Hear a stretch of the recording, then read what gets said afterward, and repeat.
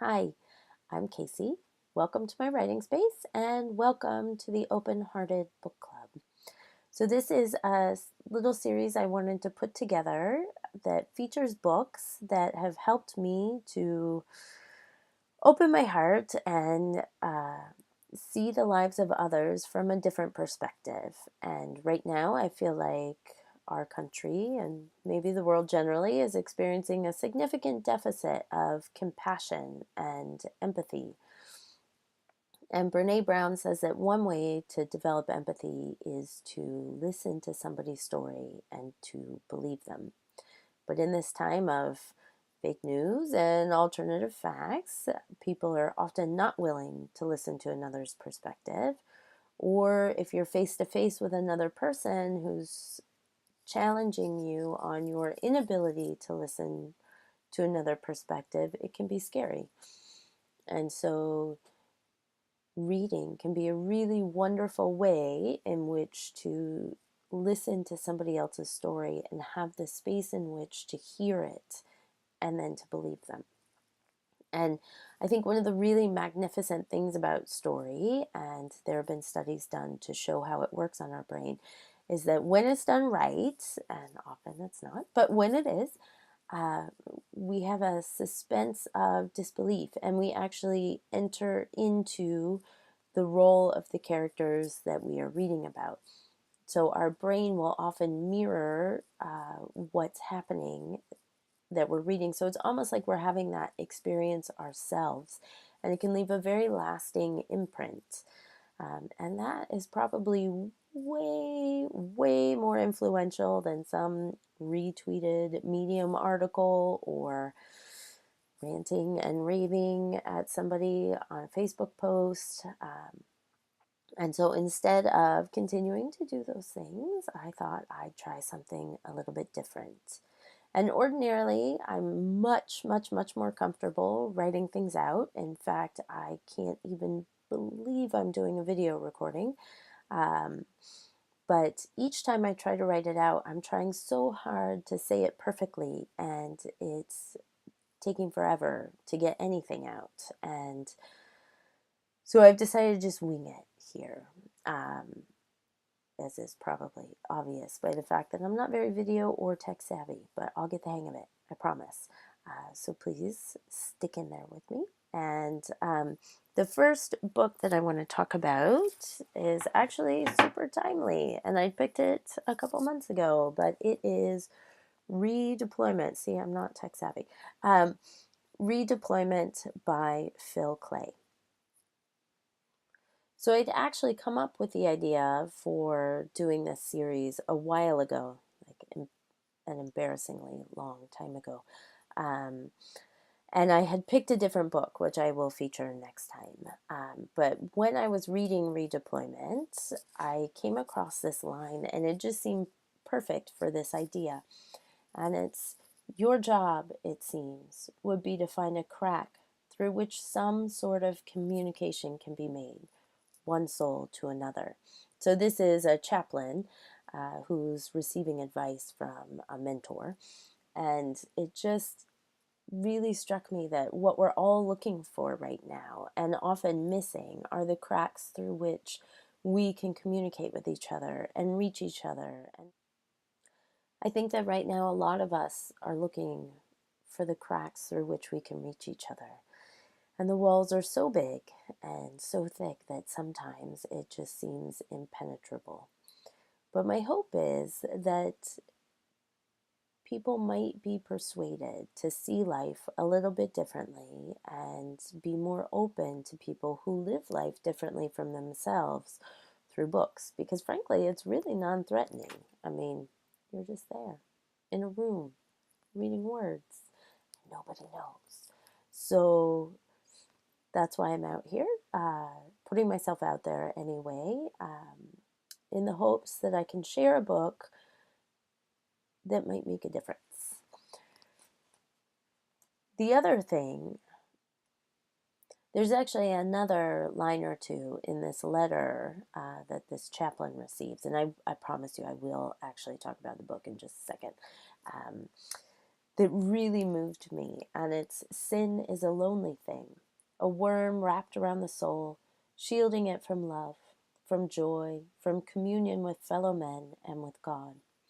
The sense that I am alone, that no one can hear me, none can understand, that no one answers my cries, it is a sickness over which, to borrow from Bernanos, the vast tide of divine love, that sea of living, roaring flame which gave birth to all things, passes vainly." And whatever your feelings are about God and religion and chaplains, that's a pretty amazing couple of lines. And what strikes me about it is that I think a lot of people are really lonely in their lack of empathy. And empathy and communion are what a lot of people are seeking right now. So, with that said, generally, on to redeployment specifically. I swear I will get the hang of this one of these days. So this is just an absolutely searing book. It is a set of short stories. Let me put the full title there. Okay. It's a set of short stories, and they're all told through the perspective of somebody who's been to Iraq or Afghanistan, the vast majority of which are Marines. A little bit about my background. My dad was a Marine, so I grew up with Marines. And honestly, he's been retired from the military for several years now, but in fact, a long time now. But I sort of felt like this was a community that I was a part of, even though there's some distance from my connection to it, and that it was a community that I understood. And I can't say I really did understand them. And I'm not sure I do now, but I can see the gaps between what I thought and what is being presented to me through this book. And I also know that in my professional life, I've done work on behalf of veterans, and I've spoken to veterans coming back from Afghanistan and Iraq. I've spoken to families of veterans who've committed suicide. I have really tried over the years to stay involved with this community, and I was blown away by this book and by how little I really understood about the experience.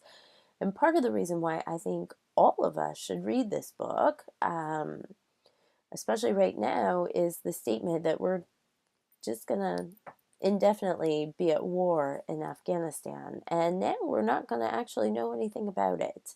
And I think that's something we've let slip for too long. And that's one of the points this book makes, is that we act as though we're not a country at war, and we are. And we are continually sending people over there, and we're doing it multiple times. So people are going 3, 4, 5 times even to Iraq or Afghanistan, and it appears they'll continue doing so for the indefinite future.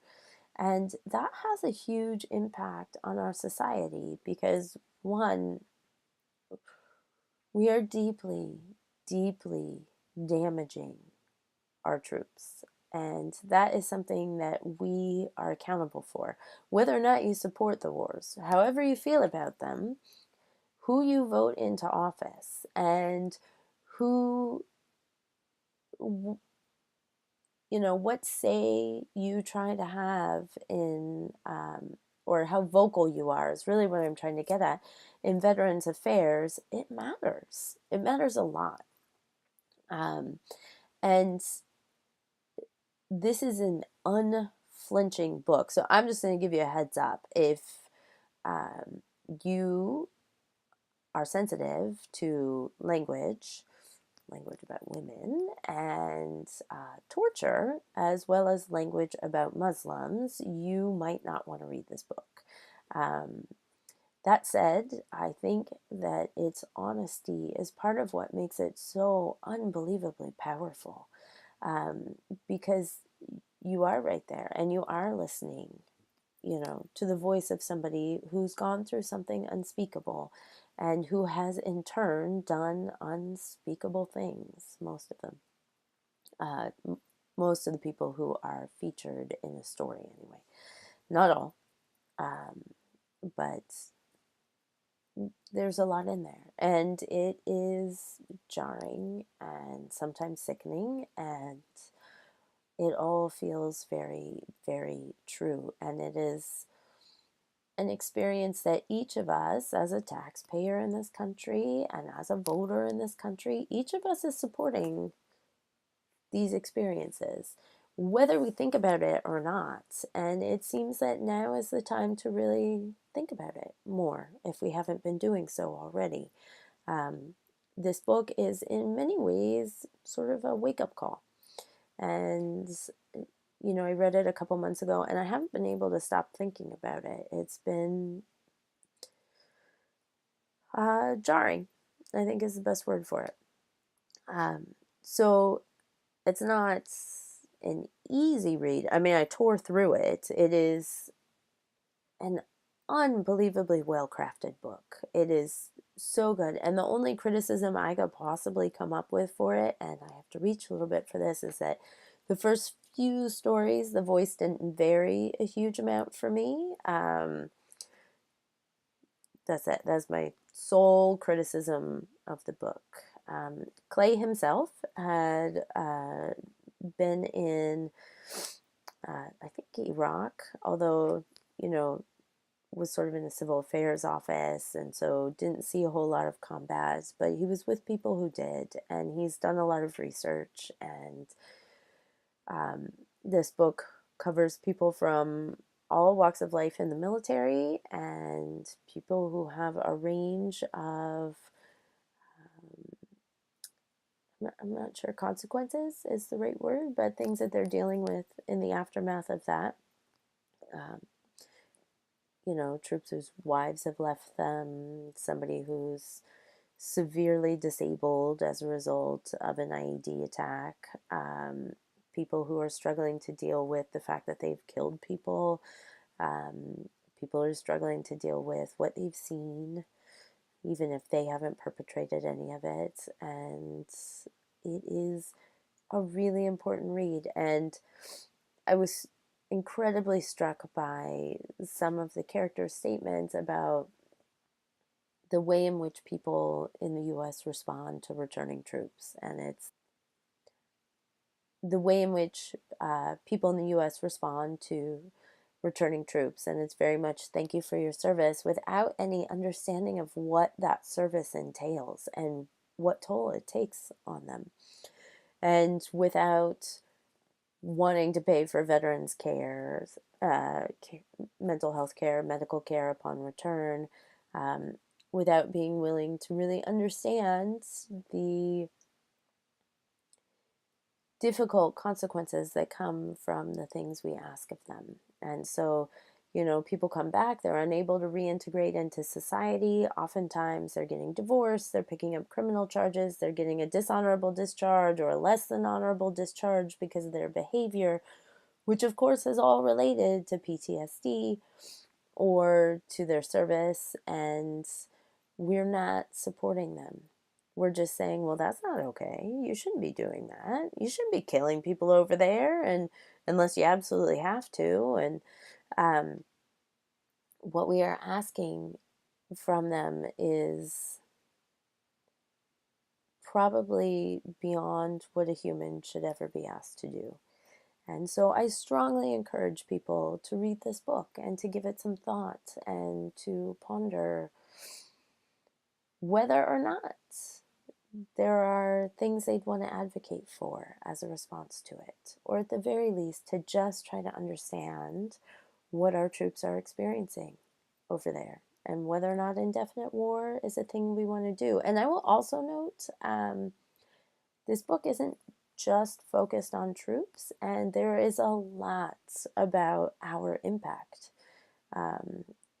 More in Iraq, more of the stories take place there as opposed to Afghanistan, but whether or not we are a beneficial or benign presence over in the Middle East, I think is a subject for much debate. and that's debate that's not actually happening.